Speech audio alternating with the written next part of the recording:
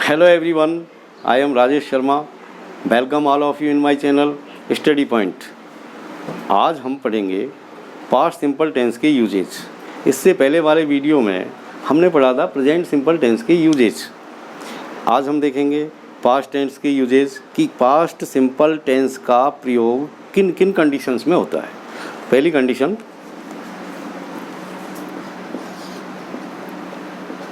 ऐसे एक्शंस जो past time में पूरे हो गए हैं तो उनको एक्सप्रेस करने के लिए, उनको शो करने के लिए हम पास्ट सिंपल टेंस के वाक्यों का प्रयोग करते हैं। ऐसे एक्शंस जो पास्ट टाइम में पूरे हो गए हैं।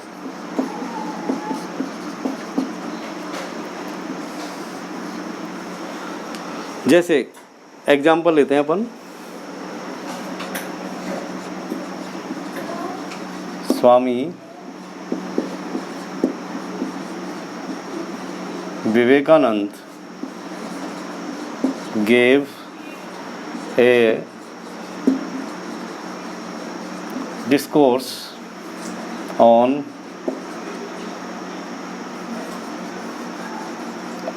religion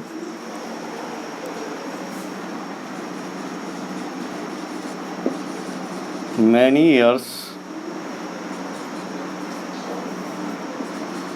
ago in America.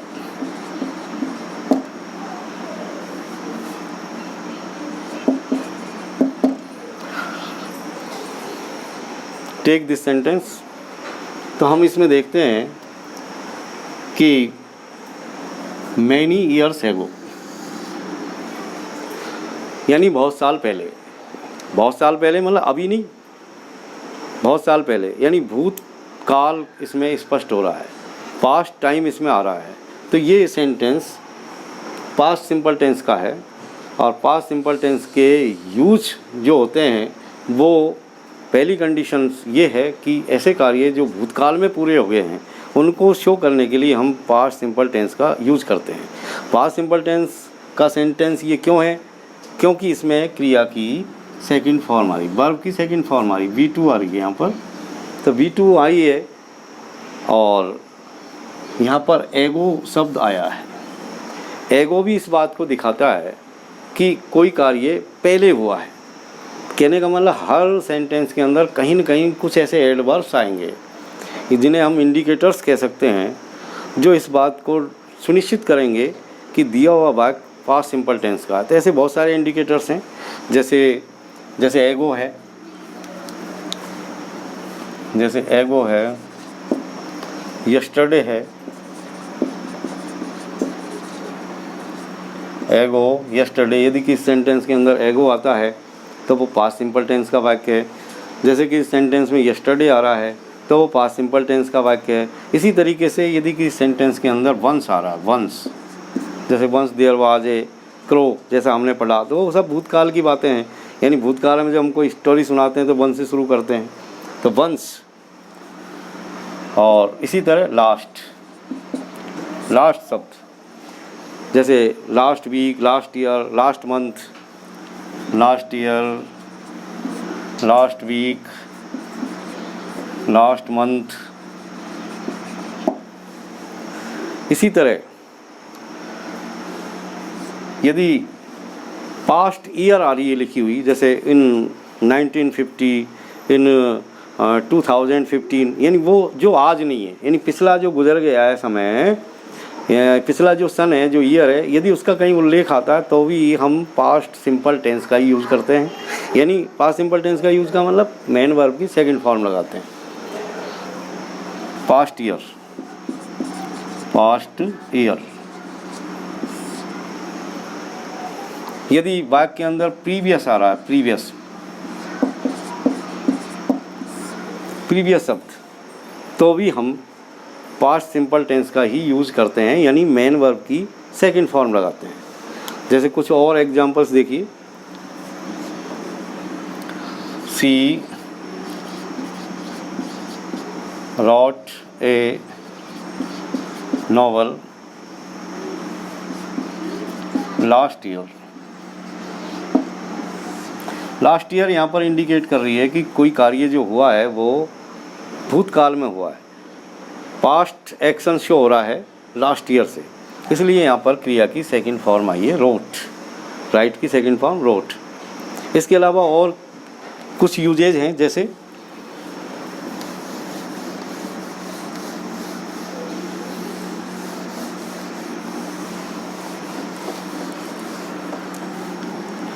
Improbable condition sentence के अंदर भी हम पास्ट सिंपल टेंस का यूज़ करते हैं।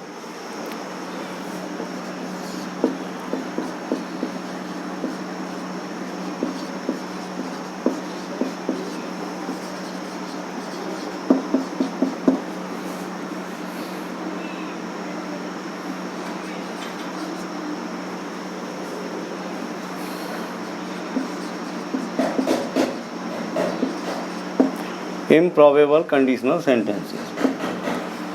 कंडीशनल सेंटेंसेस, कंडीशनल सेंटेंसेस के बारे में मैं किसी अन्य वीडियो में आपसे चर्चा करूंगा। ये एक महत्वपूर्ण चैप्टर है और उसके बारे में भी हम सीखेंगे। यहाँ पर हम सीख रहे हैं सिर्फ पास्ट सिंपल टेंस के यूजेज के बारे में। तो इम्प्रॉबेबल कंडीशंस के अंदर भी हम पास्ट सिंपल टेंस का प्रयोग करते हैं। इम्प्रॉबेबल कंडीशन यानी ऐसी कंडीशन जिसकी होने की कोई संभावना नहीं है, यानी जो असंभव है। जैसे उदाहरण देखिए,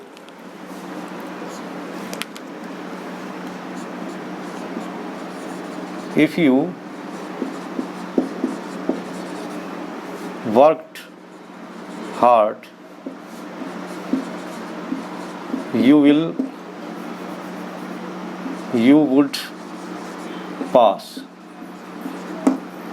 would pass. If you worked hard, you would pass. ये एक कंडीशनल सेंटेंस है।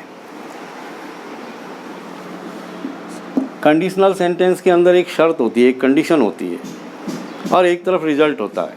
जैसे इसी सेंटेंस के भी दो भाग है, हालांकि कंडीशनल सेंटेंस का चैप्टर मैं आगे लेके आऊँगा, उसमें हम विस्तृत चर्चा करेंगे, लेकिन थोड़ा सा यहाँ समझ लो इसको कि if you worked hard you would पास। ये एक कंडीशनल सेंटेंस है और इसमें एक टुकड़ा कंडीशन शो करता है और एक टुकड़ा रिजल्ट शो करता है। जैसे ये इफ़ यू वर्कड हार्ड, ये कंडीशन है। कंडीशन क्या है कि यदि तुमने कठोर परिश्रम किया होता तो यू वुड पास, तो तुम पास हो जाते। ये इसका रिजल्ट है, ये इसका परिणाम वाला खंड है। इसका मतलब ये हुआ कि यहाँ पर जो कंडीशन है वो इम्प्रॉबेबल है, असंभव है। असंभव क्यों है? असंभव इसलिए है कि क्योंकि तुमने कठोर परिश्रम नहीं किया, इसलिए तुम पास नहीं हुए। यानी यहाँ पर जो विश है वो अनफुलफिल्ड है, एक तरीके से उसकी पूर्ति नहीं हुई है।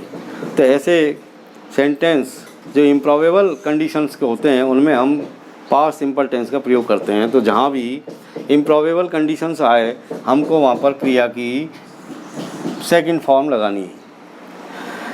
इसी तरह हम इसको भी ध्यान रखेंगे, कॉम्पिटिटिव एग्जाम्स में भी इस बात का ध्यान रखेंगे कि इस तरह का कोई सेंटेंस आता है तो उसमें यदि एक तरफ रिजल्ट क्लॉज के अंदर यदि वुड, शुड, माइट शब्द आ रहे हैं तो दूसरी तरफ हमेशा मेन वर्ब की सेकंड फॉर्म आएगी। और कुछ उदाहरण देखिए, जैसे if I were A bird I would fly in the sky. If I were A bird I would fly in the sky. और समझिए थोड़ा सा इसका, यहाँ पर भी कंडीशन इम्प्रॉबेबल है, असंभव शर्त है, पूरी नहीं हो सकती। क्योंकि मैं पक्षी नहीं हो सकता तो आसमान में कैसे उड़ूँगा। यहाँ पर भी यही कहा गया है कि if I were A bird, यदि मैं पक्षी होता तो I would fly in the sky, तो मैं आसमान में उड़ता। अब चूँकि मैं पक्षी नहीं हूँ तो how can fly in the sky, because I have no wings. तो मनुष्य के अंदर विंग्स नहीं है, वो आसमान में नहीं उड़ सकता। तो यहाँ पर भी आपकी जो कंडीशन है वो इम्प्रॉबेबल है। तो इम्प्रॉबेबल कंडीशंस के अंदर हम जो है पास्ट सिंपल टेंस का प्रयोग करते हैं। पास्ट सिंपल टेंस का मतलब क्रिया की सेकंड फॉर्म। तो यहाँ पर ये वर्ब यहाँ पर पास्ट टेंस की वर्ब के रूप में प्रयुक्त हुई है। इसका मतलब ये सेंटेंस पास्ट सिंपल टेंस का है। और कुछ यूज हैं, जैसे देखिए आप,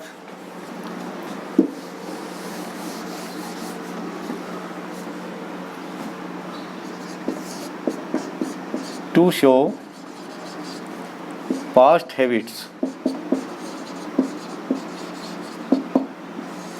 भूतकाल की आदतों को दिखाने के लिए, यानी भूतकाल में जो भी आदत रही हो आपकी, जो आपने नियमित की हो या अनियमित की हो, उनको शो करने के लिए भी हम पास्ट टेंस यानी पास्ट सिंपल टेंस का प्रयोग करते हैं। और इसमें प्रमुख रूप से यूज्ड टू का प्रयोग किया जाता है। यूज्ड टू या वुड, पास्ट टेंस की हैबिट्स को शो करने के लिए यूज्ड टू या वुड का प्रयोग हम करते हैं। जैसे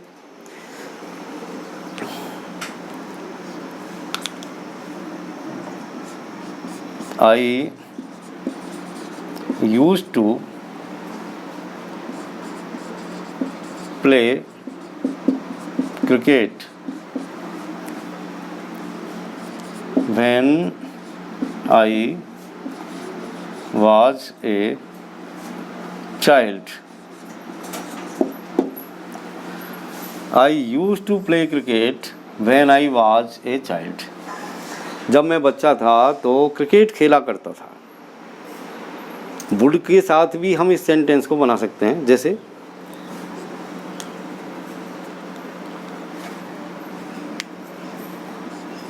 आई वुड प्ले क्रिकेट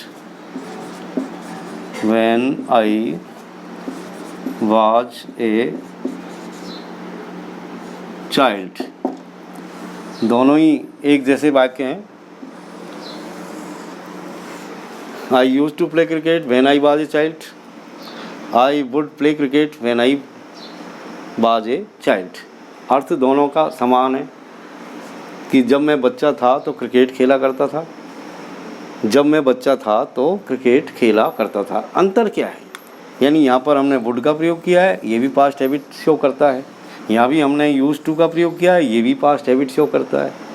लेकिन दोनों में एक थोड़ा सा माइनर अंतर है। वो सिर्फ ये है कि यदि कोई कार्य, कोई हैबिट आपकी जो पास्ट टेंस में फॉर्म हुई थी, यदि वो लगातार चलती रही थी विदाउट इंटरवल के, तो हम ऐसी कंडीशंस में यूज टू का प्रयोग करते हैं। और यदि इंटरवल्स के साथ कोई आपकी हैबिट कंटिन्यू रही हो पास्ट टेंस में, तो हम वुड का प्रयोग करते हैं। तो कोई भी पास्ट टेंस की हैबिट जो लगातार चलती रही हो, उसके लिए यूज्ड टू का प्रयोग किया जाता है। पास्ट टेंस की ऐसी हैबिट जो लगातार चलती हुई नहीं रही है, इंटरवल्स आए हैं, तो उसमें हम वुड का प्रयोग करते हैं। तो thank you for watching my channel. आज का टॉपिक हमारा पास्ट सिंपल टेंस के यूजेज के बारे में था, और मैं आशा करता हूँ कि आपको मेरा ये वीडियो बहुत पसंद आया होगा। So please like, share and subscribe my channel. Thank you very much for watching my channel.